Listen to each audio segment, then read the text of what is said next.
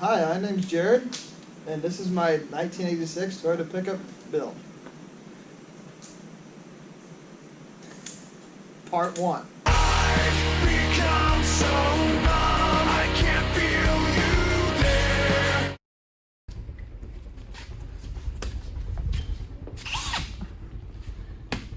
Okay. What was I doing with this truck again? What was I going over? Just the whole truck and this condition that this current sets? Yeah, so go like an overview. What have we done so far? Oh, Obviously, besides wheels and tires. stuff that we've done to this pickup. They look pretty good. Now, this tire's gonna look great. It's a nice combo. Yeah, So- that is Krager Soft 8s, 15x7 plus 0, and then 31, 10, 50, 15 BF Goodrich all-terrains. And Krager center caps. And Krager center caps. They China. look pretty good. We won't talk about the rear end just yet. Or this man. Oh, and the lack of mirror on the other side. It got floppy. It got floppy, that's for sure. Very floppy. Probably have it somewhere in one of these boxes, but that's too much work. That is too much work. All right, what have we done? We've painted the hood. We've Yeah. done a really bad job on the clear coat. This is a good example. Probably won't show up in camera very well. That little spot. Yeah, there's a little drip Oh, yeah, it right shows. here. But- the roof turned out a lot better.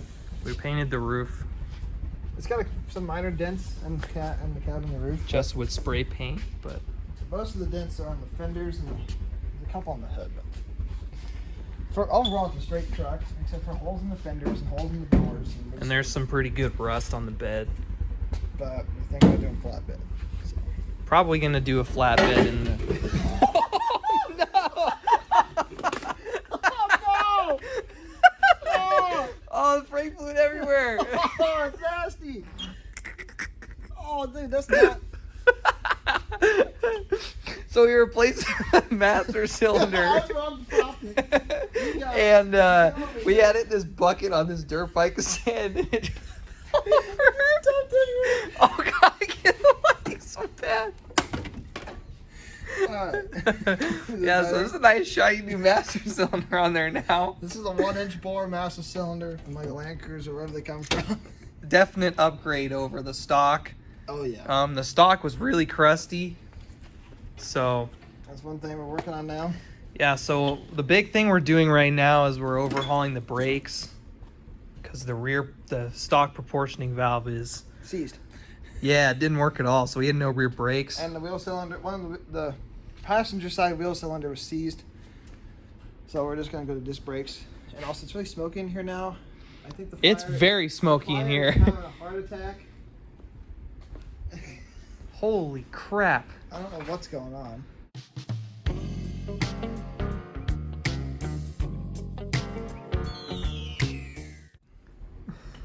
Yeah, so the rear brakes.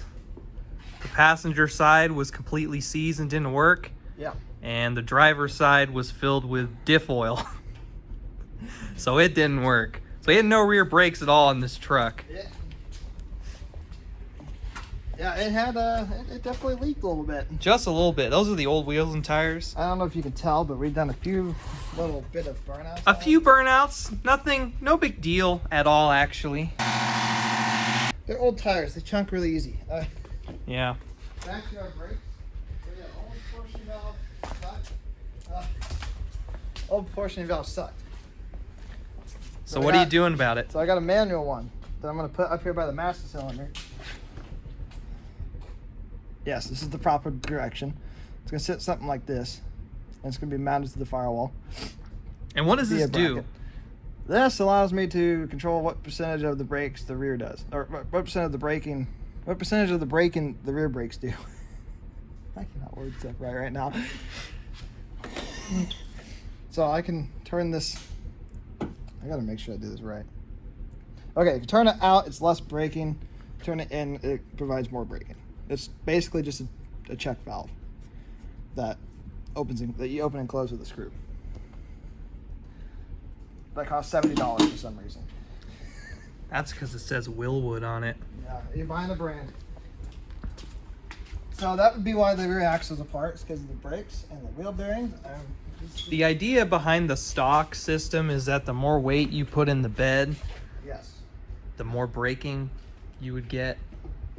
But it didn't work.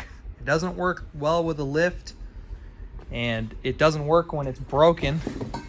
And the reason it doesn't work very well with a lift, I don't know if this is going to work very well, is because this rod is what's controlling, because this goes up on the frame, on the portioning valve up here, and this rod, I guess, regulates. It gets the feed. It provides the feedback from the distance between the axle and the bed to the valve, and that is what determines how far the valve is pushed in, or how far it's open to allow brake fluid to go to the wheel cylinders. Whatever doesn't go to the wheel cylinders goes through the return circuit back to the front T-fitting for the front brakes. And so when you do a lift kit, you have to bend this rod so it does the same, has the same function as it did stock. It's just get rid of it. Yeah. Yeah, we're going to do the wheel seals, and then we also realized that we have some very happy wheel bearings. I don't know if I can hold this thing. Actually, I can't do it that way. I have to wiggle this. Wheel bearings are not that bad, but they're not great. So we're just going to replace these. Yep. I mean, really, that's probably the natural play between. Well, this one's actually going bad, but this one, that looks almost like the natural play between the shaft and the bearing. But we already got it apart, so. We're also going to convert to discs while we're at it. I'm not sure exactly what all that entails yet. Do you have to take? Oh yeah, all this comes off, right? Everything? So when you press, you press these studs out, because Yeah. these studs are what holds the bearing retainer to this backing plate. So when you pull the studs out, the whole backing plate will come off, and you have the bearing retainer, and so the kit will bolt to this bearing retainer. this bearing retainer. And then what it essentially does is it takes front rotors and calipers off of a straight axle Toyota, and just bolts them to the rear axle. Yep. Which should be good, because that means we'll be able to clear 15 still. Because a lot of the other disc brake conversions won't clear 15s. You That's need to go why. 16s. That's why I wasn't gonna do it, because I don't think 16s look good on these trucks at all. Well, we're not running big enough tires to warrant a 16. Yeah, 16s with 31s is not. Because if you wanted to run like 35s or something, you could go to a 17, but we're not running anything that big. These are just 31s. Keeping it simple for now. Still has the 22R in it. This beautiful engine. Story is on this engine that it was replaced like 7 years ago, but the truck was parked for like 3 years, 7 years ago. Or no, it's been parked for like 5 years. And then the guy I bought it from bought it, replaced the master cylinder, not that one, the old one, from a junkyard. Probably not his best idea, but it worked. Could have just bought a new one. Yeah, but not that expensive to buy new stock ones. But it was running and driving not very well when I got it. But the engine supposedly only has like 30,000 miles on it. Yeah, it's supposed to be freshly rebuilt. And as far as I know, he said it was freshly replaced. Yeah, Like they whole just- different motor. Just ship the cord to the company and they give you a whole new long block and whatever. Pretty But I much. mean, this truck's kind of bastardized in a way. Yeah. It's seen some better days. Than The frame is a four-wheel drive frame, but the body. the body. And let me, the body is actually from a two-wheel drive truck. And let me tell you why I know this. So this is your helpful plate for figuring out your rear end gearing. And if you look, and the transmission, and the transmission it says W52, but that would be, actually that would be a W52 because, sorry, no, it'd be a G52. Yeah. I don't know why it says W. But Just this- Toyota things. This thing would have a G52 transmission and a two-wheel drive. And if you look at, I don't remember what number it was. I believe I believe it's 41. Oh no, sorry, F30. F30 means. Oh no, sorry, yeah. T41 would be a 7.5 inch rear end. And that's You only don't- a 2-wheel drive thing, right? Oh, I'm sorry. No, Okay, no, F30 would be a 7.5 inch rear end, which means it's a 2-wheel drive, and the 2W is, I believe, is what is stating it's 2-wheel drive. I haven't seen a 4-wheel drive plate like this, so I don't actually know for sure, but I just know what I researched. Yeah. Which is just figuring out that this was actually 7.5 inch rear end in this truck. Well, the 2-wheel drive cab. And that's how I know that this is a 2-wheel drive cab, is because it says 7.5 inch. It doesn't list anything for a front diff at all. And it said G52 for the transmission. Yeah. Also, if you look it up on Toyota's website, it says 2-wheel drive. And maroon and all the colors. Oh no, sorry, this is actually wine. It's called wine. And the interior is just brown. So what we're thinking happened is the original 4-wheel drive truck rolled or something like that. Completely destroyed the bodywork. And this is why I'd be thinking that happened. Because if you come back to the glorious rear frame of this truck, which if any of you guys are Toyota lovers, you know how these rear frames get. This one has a little bit of extra damage on it. Yeah. Just a little bit. So we presume that it was crashed pretty heavily, but not too much to where the frame couldn't be straightened. Frame's not that bad. It's not really bent. The truck drives down the road fairly straight, so. Yeah, but it does look like they did a little. She's stepping on my cord. It does seem like they did a little bit of modification to straighten out the body mount. I forgot which one it was. It should be on my side. Yeah, it's this one. That one. This one's not straight, right? The other one's. Or is Yeah, it looks. Yeah, it looks like it's dented in a little bit. Yeah, this one was not straight before. Like they straightened this out. Somebody did at one point, because you could see it's a little bent, Yeah. and you can see how the collars are not lined up with each other, and how the bolts is kind of bent there. Like it almost looks like it was just shoved in there Yeah. and just cranked down really hard with the impact. So it's thought that they bought a 2-wheel drive truck, swapped the body onto the 4-wheel drive frame, which means that the VIN search says that it's got brown interior, but it's got blue seats. They probably took those from the 4-wheel drive truck. And if you look at this VIN plate, you'll see it. I don't know if it's, there's 14-inch tires, which would be a 2-wheel drive thing. Yeah. 14 by 5s. And the weight, or not the weight, sorry. And it says December of 84, but this is an IFS truck. Yeah, this is IFS truck, so.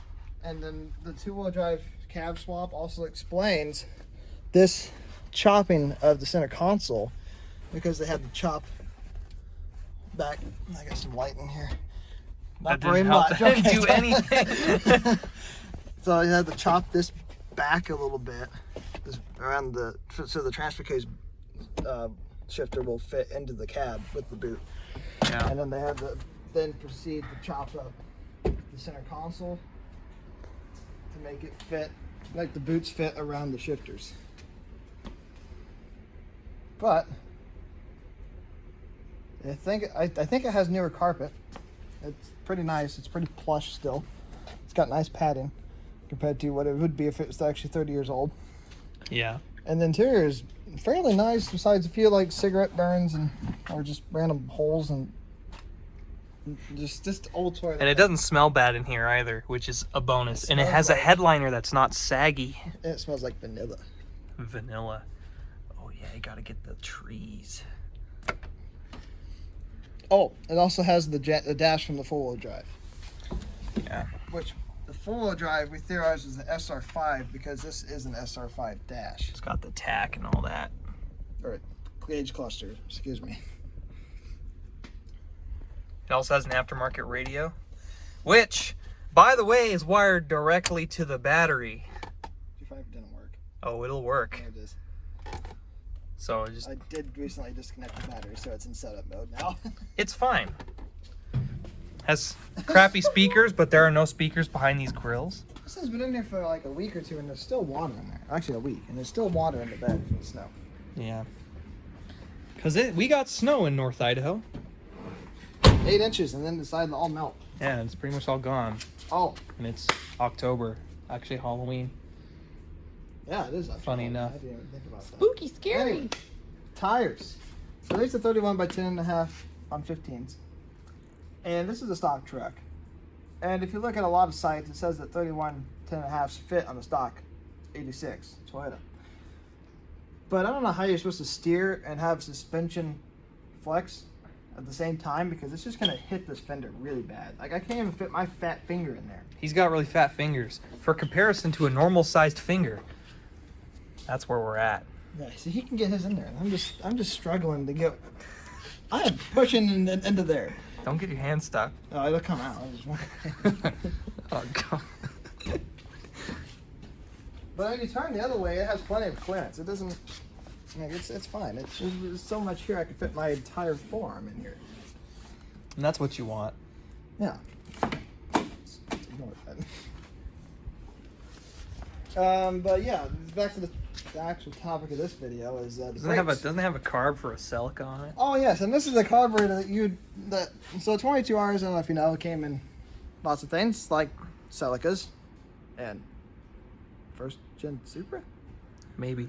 They came No. out. They were in a lot of Toyota vehicles. There was like a lower engine model for this first gen Supra, I believe. Yeah, they were in a lot of Toyota vehicles. I don't know that much about Toyotas. They were just in a lot of Toyotas. And this is a Weber 34 carburetor. And because this was a two-wheel drive truck, we presume that this carburetor was on this engine. This engine setup came from the two-wheel drive truck. But that engine had been replaced. I mean, yeah, we'll leave it at that because I don't know anything else. We're just theorizing on that, but Because this is a Weber 34 and it is designed for like a Celica or a two-wheel drive Toyota pickup, not a four-wheel drive. It's not like a Weber 32, 36. You know, it's not the card that literally everybody puts on these engines. yeah. That's why this thing gets like 12 miles per gallon. Also has a massive battery. It has 675 cold cranking amps It does not fit the battery tray. for this little tiny thing. And it's Yeah. it's about 2 inches longer than the battery tray. It's like a battery you'd use on a diesel. Yeah. Yeah. And I just ignore the wiring and stuff. It's temporary, I hope. This is North Idaho. Anything's possible. If you had a dream, you gotta live it. But it built. This thing has AC, but it does not work. It does not. Definitely does not. Nothing happens when you hit the button. And if you look at some of these hoses, you wouldn't be surprised. And you would not be surprised. And all the oil on this is old. It doesn't actually leak fresh oil anymore. I think it self-healed like a Toyota is supposed to do. This thing has done a lot of self-healing. Oh, like the water pump bearing being sad and squealing. Yeah, it made I a think- lot. It made a lot of noise, but And what was that? Oh, the Taco Bell drive-thru. yeah, we were in Taco Bell, which seems to be the case when things start to break. Yeah.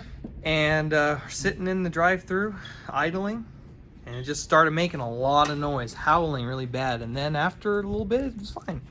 Yeah. It was happy. It was a Toyota. You know, it fixed itself again. Yep.